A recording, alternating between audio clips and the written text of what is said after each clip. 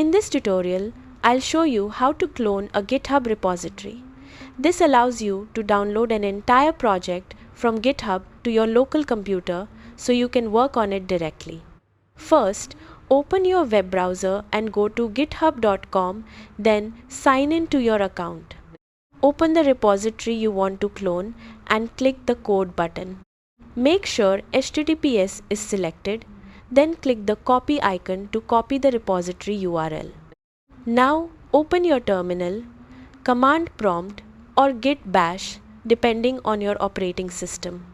Use the cd command to navigate to the folder where you want to save the repository. Next, type git clone followed by a space, then paste the GitHub URL you copied earlier and press enter. Git will now download the repository and create a folder with the same name as the repository. Once the cloning process is complete, use the cd command followed by the repository name to enter the project folder. To verify the connection, type git remote v and press enter. You should see the GitHub repository URL listed as the remote. That's how to clone a GitHub repository. Thanks for watching.